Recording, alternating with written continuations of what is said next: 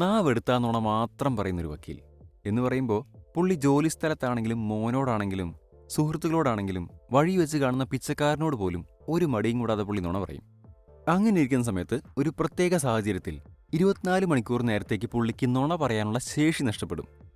അതായത് എത്ര മോശം സാഹചര്യമാണെങ്കിൽ പോലും പുള്ളി വായ തുറന്ന് സത്യം പറയൂ. അറിയാലോ, അത്യാവശ്യം നുണ പറയുന്ന ഒരാൾക്ക് പോലും ഈ സാഹചര്യം നല്ല ബുദ്ധിമുട്ടായിരിക്കും. അപ്പോൾ ഈ ഒരു അവസ്ഥ നമ്മുടെ നായകന്റെ ജീവിതം എങ്ങനെയൊക്കെ തകിടം മറിക്കുന്നു മാറ്റിമറിക്കുന്നു എന്നുള്ളതൊക്കെ നോക്കാം. സിനിമയുടെ തുടക്കത്തിൽ കാണിക്കുന്ന ഒരു സ്കൂളാണ്. അപ്പോൾ അവിടെ ഒരു ടീച്ചർ കുട്ടികളോട് ചോദ്യം ചോദിക്കുകയാണ്, അതായത് നിങ്ങളുടെയൊക്കെ അച്ഛന്മാർ എന്ത് ജോലിയാണ് ചെയ്യുന്നതെന്ന്. അപ്പോൾ ആ കൂട്ടത്തിലെ മാക്സ് എന്ന് പറയുന്ന കുട്ടി പറയും അവൻ്റെ അച്ഛൻ ഒരു ലയറാണെന്ന്. അപ്പോൾ ടീച്ചർ ചോദിക്കും, അപ്പോൾ നിന്റെ അച്ഛനൊരു നുണയനാണോ? കുറച്ചുകൂടി ഡീറ്റെയിൽ ആയി ചോദിക്കുമ്പോൾ അവൻ പറയും, അതെനിക്കറിയില്ല, പക്ഷെ അച്ഛൻ രാവിലെ സ്യൂട്ടൊക്കെ ഇട്ട് കോടതിയിൽ പോയി ജഡ്ജിയോട് സംസാരിക്കുന്നു. അപ്പോൾ ടീച്ചർക്ക് കാര്യം പിടികിട്ടും, അതായത് പുള്ളിക്കാരനൊരു ലോയറാണെന്ന്. തൊട്ടടുത്ത സീനിൽ നമ്മൾ കാണുന്നത് ഒരു കേസ് വിജയിച്ചതിൻ്റെ സന്തോഷത്തിൽ പുറത്തേക്ക് ഇറങ്ങി വരുന്ന നായക കഥാപാത്രമായ ഫ്ലച്ചറിനെയാണ്. അപ്പോൾ കേസ് വിജയിച്ചതിൻ്റെ ഭാഗമായിട്ട് പുള്ളി കുറച്ച് മാധ്യമ പ്രവർത്തകരെ കാണാനായിട്ട് അവരടുത്തേക്ക് പോകും. പക്ഷെ പുള്ളി വീട്ടിൽ പറഞ്ഞിരിക്കുന്നത് നേരെ വീട്ടിലേക്ക് വരുന്നതാണ്. അതുകൊണ്ട് മാക്സും അവൻ്റെ അമ്മയും കൂടി ഫ്ലച്ചറിനെ കാത്തിരിക്കുകയാണ്. അങ്ങനെ കുറച്ച് നേരം വൈകിട്ടാണെങ്കിലും ഫ്ലച്ചർ അവിടേക്ക് എത്തും. എന്തുകൊണ്ട് നേരം വൈകിയും ചോദിക്കുമ്പോൾ അവൻ പറയും കാറിൻ്റെ പെട്രോൾ തീർന്നു എന്ന്. പക്ഷെ എന്തൊക്കെ പറഞ്ഞാലും മാക്സിന് ഫ്ലച്ചറിനോട് ഭയങ്കര സ്നേഹമാണ്. അവൻ അച്ഛനൊപ്പം കളിക്കാനും സമയം ചിലവഴിക്കാനൊക്കെ അത്രയും ഇഷ്ടമാണ്. അപ്പോൾ അതിനുശേഷം മാക്സിനെ ഒരു റെസ്ലിംഗ് മാച്ച് കാണാൻ കൊണ്ടുപോകാമെന്ന് ഫ്ലച്ചർ അവന് വാക്ക് കൊടുക്കും. ഈ സമയത്താണ് ജെറി എന്ന് പറയുന്ന ഒരു ക്യാരക്ടർ അങ്ങോട്ടേക്ക് വരുന്നത്. ജെറി ഫ്ലച്ചറിന് മുമ്പിൽ വെച്ച് മാക്സിൻ്റെ അമ്മയെ, അതായത് ആഡ്രിയെ കിസ് ചെയ്യും. അപ്പോഴാണ് നമുക്ക് മനസ്സിലാവുന്നത് ഇവർ ഓൾറെഡി ഡിവോഴ്സ്ഡ് ആണ്. ആഡ്രിക്ക് ഇപ്പോൾ റിലേഷൻ ഉള്ളത് ജെറിയുമായിട്ടാണ്. പക്ഷെ ഇവർ ഡിവോഴ്സായ സമയത്ത് മാക്സിൻ്റേത് ഒരു ജോയിൻറ്റ് കസ്റ്റഡി ആയതുകൊണ്ടാണ് ഇവർ തമ്മിൽ പരസ്പരം മീറ്റ് ചെയ്യാനുള്ള സാഹചര്യം ഉണ്ടാവുന്നത്. അപ്പോൾ ജെറിക്ക് ഓൾറെഡി ബോസ്റ്റണിലേക്ക് മൂവ് ചെയ്യാനായിട്ടൊരു പ്ലാനുണ്ട്. കൂടെ മാക്സിനെയും ആൻഡ്രിയെയും കൊണ്ടുപോകാൻ അവൻ തയ്യാറാണ്. ആൻഡ്രിക്കും അത് തന്നെയാണ് താല്പര്യം. പക്ഷേ മാക്സിനെ പിരിഞ്ഞിരിക്കാൻ ഫ്ലച്ചറിന് പറ്റില്ല. കാര്യം എന്തൊക്കെ പറഞ്ഞാലും ഫ്ലച്ചറിന് മാക്സിനോട് അത്രയും അടുപ്പുണ്ട്. അങ്ങനെ റെസ്ലിംഗ് മാച്ചിന് പോകാമെന്ന് സമ്മതിച്ചുകൊണ്ട് ഫ്ലച്ചർ മാക്സിനെയും കൊണ്ട് റെസ്ലിംഗ് മാച്ചിന് പോവാണ്. ഇടയ്ക്ക് വെച്ചൊരു 5 മിനിറ്റ് ഞാനൊന്ന് ഓഫീസിൽ കയറിയിട്ട് വരാമെന്ന് പറഞ്ഞിട്ട് ഫ്ലച്ചർ മാക്സിനെയും കൊണ്ട് അവൻ്റെ ഓഫീസിലേക്ക് പോകും. അപ്പോൾ ഈ ഓഫീസിലേക്ക് കയറി വരുന്ന സമയത്ത് അവിടുത്തെ റിസപ്ഷനിസ്റ്റ് മറ്റ് സഹപ്രവർത്തകരെയൊക്കെ ഫ്ലച്ചർ കാണുന്നുണ്ട്. ഇവരോടൊക്കെ ഫ്ലച്ചർ സംസാരിക്കുന്ന രീതി എന്ന് പറയുന്നത് അവർക്ക് അത്രയും സന്തോഷം തോന്നുന്ന രീതിയിൽ, അത്രയും പുകഴ്ത്തുന്ന രീതിയിലായിരിക്കും. അങ്ങനെ ഫ്ലച്ചർ അവൻ്റെ അസിസ്റ്റൻ്റ് ആയിട്ടുള്ള ഗ്രെറ്റയുടെ അടുത്തെത്തും. അപ്പോൾ ഗ്രെറ്റയോട് മാക്സ് പറയും നാളെ അവൻ്റെ ബർത്ത്ഡേ ആണെന്ന്. അപ്പോൾ ഗ്രെറ്റ ചോദിക്കും, അപ്പോൾ നിൻ്റെ അച്ഛൻ നിനക്ക് വേണ്ടി പാർട്ടിയൊക്കെ അറേഞ്ച് ചെയ്തിട്ടുണ്ടായിരിക്കുമല്ലേ? പക്ഷെ സത്യം പറഞ്ഞാൽ മാക്സിൻ്റെ ബർത്ത്ഡേയുടെ കാര്യമൊന്നും ഫ്ലച്ചർക്ക് ഓർമ്മയുണ്ടായിരുന്നില്ല. പക്ഷെ ഗ്രെറ്റ ഫ്ലച്ചറിനെ സഹായിക്കും. അവർ ഓൾറെഡി ഒരു ഗിഫ്റ്റ് വാങ്ങി വെച്ചിട്ടുണ്ടായിരിക്കും. ഈ സമയത്ത് ഫ്ലച്ചറിൻ്റെ ബോസായിട്ടുള്ള മിറാൻ്റെ അവിടേക്ക് വരും. അവർ ഫ്ലച്ചറിന് പുതിയൊരു കേസ് കൊടുക്കും. അങ്ങനെ ഫ്ലച്ചർ കുറച്ച് ബിസിയായി പോകും. അപ്പോൾ മാക്സിന് മനസ്സിലാവും ഇന്നിനിപ്പോൾ റെസ്ലിംഗ് കാണുന്നൊന്നും നടക്കില്ലാണുള്ളത്. അവന് ഭയങ്കര നിരാശയാവും.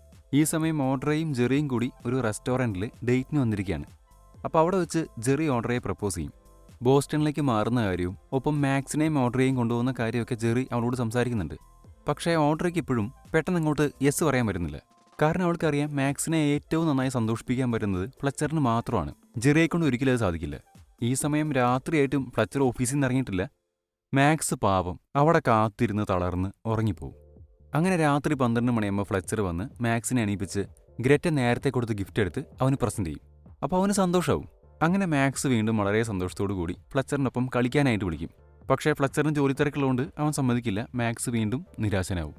അങ്ങനെ പിറ്റേ ദിവസം വീണ്ടും ജെറിയും ഓഡ്രയും കൂടി മാക്സിനെ കൊണ്ടുപോകാനായിട്ട് വരും. ആ സമയത്ത് മാക്സ് അവന് കിട്ടിയ സമ്മാനം അവർക്ക് കാണിച്ചു കൊടുക്കും. അപ്പോൾ ജെറി മാക്സിൻ്റെ ഒപ്പം കളിക്കാനായിട്ട് തയ്യാറാവും. ഈ സമയത്ത് ഓഡ്രി ഫ്ലച്ചറിനോട് പറയും ഒരു കാരണവശാലും വൈകിട്ടത്തെ ബർത്ത്ഡേ പാർട്ടി മിസ് ചെയ്യരുത്, എന്തായാലും വരണം, അവൻ അത്രയും സന്തോഷമാവുമെന്ന്. എല്ലാ പ്രാവശ്യത്തെയും പോലെ തന്നെ ഫ്ലച്ചർ അപ്പോഴും അത് സമ്മതിക്കും. തിരിച്ച് ഫ്ലച്ചർ ഓഫീസിൽ ചെല്ലുമ്പോൾ അവിടെ അവൻ്റെ ബോസായിട്ടുള്ള മിറാൻഡയോടൊപ്പം സമന്ത എന്ന് പറയുന്ന ഒരു പുതിയ ക്ലയൻറ്റും ഒപ്പം ഉണ്ടായിരിക്കും. അപ്പോൾ ഈ സമന്ത എന്ന് പറയുന്ന പുള്ളിക്കാരി ആളൊരു ഉഡായിപ്പാണ്. കാരണം പുള്ളിക്കാരിക്ക് പുള്ളിയുടെ ഭർത്താവിനെ ഡിവോഴ്സ് ചെയ്യണം. അതുവഴി അയാളുടെ സ്വത്തുക്കൾ അടിച്ചെടുക്കാനാണ് ഇവരുടെ ഉദ്ദേശം. കള്ളം പറയാൻ മിടുമിടുക്കനായ ഫ്ലച്ചർ അവരോട് ധൈര്യമായി മുന്നോട്ട് പോകാൻ ആവശ്യപ്പെടും. അങ്ങനെ ആ കേസ് അവർക്ക് കിട്ടും. മിറാൻഡയും വളരെയധികം ഹാപ്പിയാവും. അപ്പോൾ ഈ സമയം മാക്സിൻ്റെ വീട്ടിൽ ബർത്ത്ഡേ സെലിബ്രേഷൻ നടന്നുകൊണ്ടിരിക്കുകയാണ്. അവിടെ ആൻഡ്രി ഉണ്ട്, ജെറി ഉണ്ട്, അവൻ്റെ മറ്റ് ഫ്രണ്ട്സ് ഒക്കെ ഉണ്ട്. പക്ഷെ അവൻ ഹാപ്പിയല്ല. കാരണം അറിയാലോ, അവൻ്റെ അച്ഛൻ ഇതുവരെ അവിടെ എത്തിയിട്ടില്ല. അപ്പോൾ ജെറി ഈ സമയം ആൻഡ്രിയുടെ അടുത്ത് ബോസ്റ്റണിലേക്ക് മാറുന്ന കാര്യം ഒന്നുകൂടി സൂചിപ്പിക്കും. പക്ഷെ ഓർഡർ സമ്മതിക്കില്ല. കാരണം അവൾ പറയും മാക്സ് ഇപ്പോഴും ഫ്ലച്ചറിൻ്റെ അടുത്ത് തന്നെയാണ് ഏറ്റവും കംഫർട്ടബിൾ ആയിട്ടുള്ളത്. ഇതൊക്കെ നടന്നുകൊണ്ടിരിക്കുന്ന സമയത്ത് ഫ്ലച്ചർ ഓർഡറെ കോൺടാക്ട് ചെയ്യും. എന്നിട്ട് പറയും ഇന്ന് അർജൻറ്റായിട്ട് കുറച്ച് ജോലിയുണ്ട്, അതുകൊണ്ട് ബർത്ത്ഡേ പാർട്ടിക്ക് വരാൻ പറ്റില്ലെന്ന്. പക്ഷെ ശരിക്കും ഫ്ലച്ചർ അവിടെ മിറാൻഡയുടെ ഒപ്പമാണ്. കാരണം ഇന്നത്തെ ആ ഡീലിൽ മിറാൻഡ അത്രയും ഹാപ്പിയാണ്. അപ്പോൾ മിറാൻഡ ഇന്ന് ഫ്ലച്ചറിനൊപ്പമാണ് ആ നൈറ്റ് ചെലവഴിക്കുന്നത്. ഫ്ലച്ചറിൻ്റെ താല്പര്യത്തോടെ അല്ലെങ്കിൽ പോലും. പക്ഷെ ഫ്ലച്ചർ ഒരു കാര്യം പറയും, അതായത് നാളെ സ്കൂളിൽ നിന്ന് മാക്സിനെ അവൻ കൂട്ടിക്കൊണ്ട് വരാം, എന്നിട്ട് അവനെ കൊണ്ട് കറങ്ങാൻ പോകാമെന്ന്. ഈ വിവരം അറിയുമ്പോൾ മാക്സിന് വല്ലാത്ത വിഷമമായിരിക്കും. കാരണം തൻ്റെ അച്ഛൻ തന്നോട് കണ്ടിന്യൂസ് ആയിട്ട് ഇങ്ങനെ ഓരോ നുണ പറഞ്ഞുകൊണ്ടിരിക്കുകയാണ്. അപ്പോൾ ആൻഡ്രി പറയും ബർത്ത്ഡേ കേക്ക് കട്ട് ചെയ്യുന്നതിനോടൊപ്പം ഒരു ബർത്ത്ഡേ വിഷ് മനസ്സിൽ വിചാരിക്കാൻ. അപ്പോൾ മാക്സ് മനസ്സിൽ വിചാരിക്കുന്ന ബർത്ത്ഡേ വിഷ് എന്താണെന്ന് വെച്ചാൽ ഒരു ദിവസത്തേക്ക് അവൻ്റെ അച്ഛന് കള്ളം പറയാൻ പറ്റരുത്. അപ്പോൾ ഇതൊന്നും അറിയാതെ അവിടെ ഫ്ലച്ചർ മിറാൻഡയോടൊപ്പം ബെഡിൽ കിടക്കുകയാണ്. ഈ സമയം മിറാൻഡ അവനോട് ചോദിക്കും എങ്ങനെയുണ്ടായിരുന്നു അവൻ്റെ എക്സ്പീരിയൻസ് എന്ന്. ഫ്ലച്ചറിൻ്റെ ഒരു സ്വഭാവം വെച്ച് അവൻ അവിടെ നുണ വേണമായിരുന്നു പറയാൻ. പക്ഷേ നമ്മുടെ മാക്സിൻ്റെ വിഷ് സത്യസന്ധമായിട്ട് തന്നെ ഭവിക്കും. അപ്പോൾ അവൻ തിരിച്ച് മറുപടി പറയും, ഓ എനിക്കിതിൽ നല്ല എക്സ്പീരിയൻസ് ഒക്കെ ഉണ്ടായിരുന്നെന്ന്. സ്വാഭാവികമായിട്ടും മിറാൻഡ അവനോടൊന്ന് ചവിട്ടി പുറത്താക്കും. അങ്ങനെ പിറ്റേ ദിവസവും ഫ്ലച്ചർ ഓഫീസിൽ പോകാനായിട്ട് ലിഫ്റ്റിൽ കയറും. അവിടെ വെച്ച് അവൻ വളരെ സുന്ദരമായിട്ടുള്ള അട്രാക്റ്റീവായിട്ടുള്ള ഒരു സ്ത്രീയെ കാണും. ഇവരോട് സംസാരിക്കുന്ന സമയത്ത് പുള്ളിക്ക് നുണ പറയാൻ പറ്റില്ലല്ലോ. അതുകൊണ്ട് വളരെ സത്യസന്ധമായി അവൻ അവരുടെ ശരീരത്തെക്കുറിച്ചും ശരീരഭാഗങ്ങളെക്കുറിച്ചും പച്ചയ്ക്ക് അങ്ങോട്ട് പറയും. പക്ഷേ ഇതൊരു തുടക്കം മാത്രമായിരുന്നു. അവൻ കോടതിയിലേക്ക് പോകുന്ന വഴിക്ക് സ്ഥിരമായിട്ടൊരു ഭിക്ഷക്കാരനെ കാണും. അപ്പോൾ പുള്ളി ഇവൻ്റെ അടുത്ത് കാശ് വയ്ക്കുമ്പോൾ ഇവൻ സ്ഥിരമായിട്ട് ചേഞ്ച് ഇല്ല എന്നാണ് പറഞ്ഞുകൊണ്ടിരുന്നത്. പക്ഷേ ഇന്ന് അവൻ പറയും എൻ്റെ കയ്യിൽ കാശുണ്ട്, പക്ഷേ എനിക്ക് നിനക്ക് തരാൻ ഇഷ്ടമല്ലെന്ന് പറയും. അപ്പോൾ ഇന്ന് കോടതിയിൽ ഫ്ലച്ചറിന് സമന്തേര കേസാണുള്ളത്. അപ്പോൾ പുള്ളിക്ക് ഒരുപാട് പച്ചക്കള്ളം പറഞ്ഞിട്ട് വേണം ഈ കേസ് ജയിക്കാനായിട്ട്. അപ്പോൾ അവിടെ സമന്തേര ഹസ്ബൻഡായിട്ടുള്ള റിച്ചാർഡും അയാളുടെ ലോയറും വന്നിട്ടുണ്ട്. അവരിവനോട് പറയും, അതായത് ഈ കേസ് ജയിക്കാൻ വേണ്ടിയിട്ടുള്ള ഒന്നും നിൻ്റെ കയ്യിലില്ലാന്ന്. അപ്പോൾ തിരിച്ച് അവരെ ഡിഫെൻഡ് ചെയ്യാനായിട്ട് ഇവൻ അവരോട് നുണയാണ് പറയേണ്ടത്. പക്ഷേ ഇവന് നുണ പറയാൻ പറ്റില്ലല്ലോ. ഇവൻ എത്രയൊക്കെ കഷ്ടപ്പെട്ട് ശ്രമിച്ചിട്ടും സത്യമല്ലാതെ അവൻ്റെ വായിന്ന് പുറത്തു വരില്ല.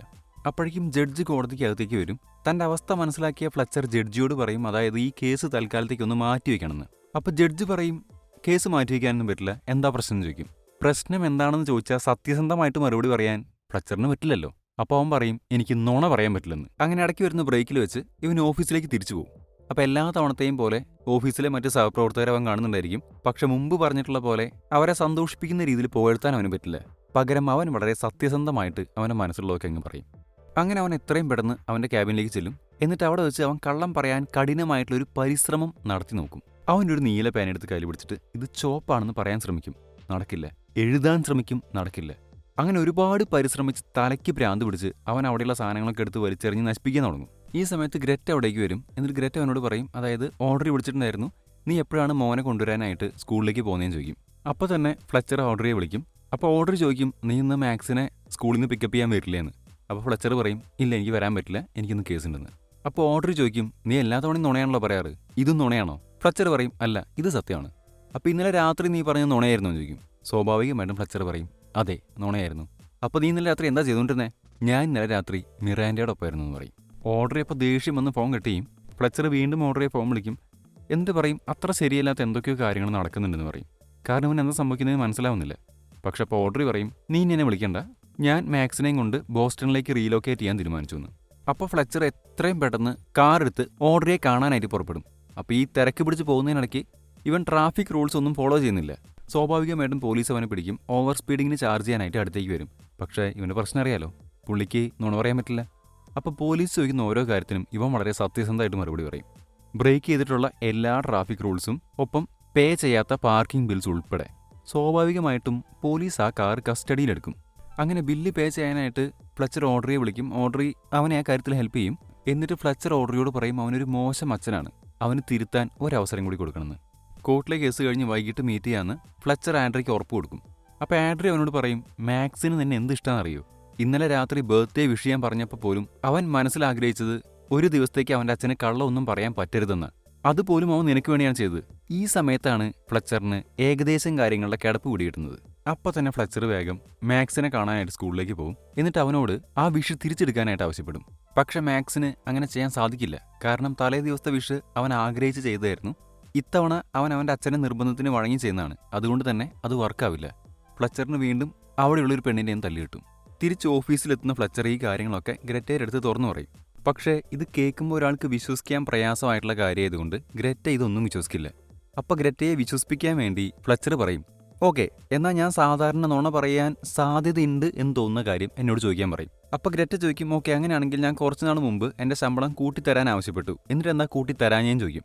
അപ്പോഴാണ് ഫ്ലച്ചറിന് ഇതിൻ്റെ ഒരു അപകടം മനസ്സിലാവുന്നത്. അവൻ പറയും, ഓക്കെ മതി ഇത് വിളിച്ച് നിർത്തിക്കോ, ഞാൻ പറഞ്ഞ് നീ വിശ്വസിക്കണ്ടെന്ന് പറയും. പക്ഷേ ഗ്രറ്റ കുറേ കൂടി ഡീറ്റെയിൽ ആയിട്ട് എല്ലാ കാര്യങ്ങളും ഫ്ലച്ചറിനോട് ചോദിക്കും. ഫ്ലച്ചർ വേറെ നിവൃത്തിയില്ലാതെ സത്യസന്ധമായിട്ട് എല്ലാ കാര്യം ഗ്രറ്റയോട് പറയും. അപ്പോൾ എന്ത് സംഭവിക്കും? ഗ്രറ്റ ജോലി മതിയാക്കി പോവാണെന്ന് പറയും. എന്നിട്ട് അവൾ അവളുടെ സാധനങ്ങൾ പാക്ക് ചെയ്യാൻ തുടങ്ങും. ഫ്ലെച്ചർ എത്രയൊക്കെ അപേക്ഷിച്ചിട്ടും ഗ്രറ്റ കേൾക്കാൻ കൂട്ടാക്കില്ല. ഈ സമയത്ത് മിറാൻഡ് ഇതൊക്കെ പുറത്ത് ഒളിഞ്ഞെന്ന് കേൾക്കുന്നുണ്ടായിരിക്കും. മിറാൻഡ് ഫ്ലെച്ചറിനോട് അവളെ ഫോളോ ചെയ്യാൻ പറയും. ഇവരുടെ അസോസിയേറ്റ്സിൻ്റെ ഡയറക്ടറായിട്ടുള്ള അലൻ അവിടെ വന്നിട്ടുണ്ട്. പുള്ളിക്കാരനെ കുറിച്ചുള്ള ഫ്ലെച്ചറിൻ്റെ അഭിപ്രായം എന്താണെന്ന് മിറാൻഡ് ഫ്ലെച്ചറിനോട് ചോദിക്കും. അപ്പോൾ അതിന് മറുപടിയായിട്ട് ഫ്ലെച്ചർ പറയുന്നത് മുഴുവൻ അത്രയും മോശപ്പെട്ട കാര്യങ്ങളാണ്. അവൾ വേഗം അവനെയും വിളിച്ചുകൊണ്ട് അലൻ്റെ മുമ്പിലേക്ക് ചെല്ലും. എന്നിട്ട് അലനോട് പറയും ഫ്ലെച്ചറിന് അലനെക്കുറിച്ച് 2 വാക്ക് സംസാരിക്കേണ്ടെന്ന്. സ്വാഭാവികമായിട്ടും അലൻ ചോദിക്കും തനിക്ക് എന്താ പറയാനുള്ളതെന്ന്. ഈ സമയത്ത് സ്പാനിഷ് മസാല സിനിമയിൽ ദിലീപ് പറയുന്ന പോലെ ഗതി കേട്ട് വളരെ വിഷമത്തോടുകൂടി ഫ്ലെച്ചർ വളരെ സത്യസന്ധമായിട്ട് അവനെക്കുറിച്ച് പറഞ്ഞ കാര്യങ്ങൾ പറയും. സ്പാനിഷ് മസാലയിൽ മനഃപൂർവ്വമായിരുന്നെങ്കിൽ ഇവിടെ അത് ഗതിയില്ലാതെ പറയുന്നതാണ്.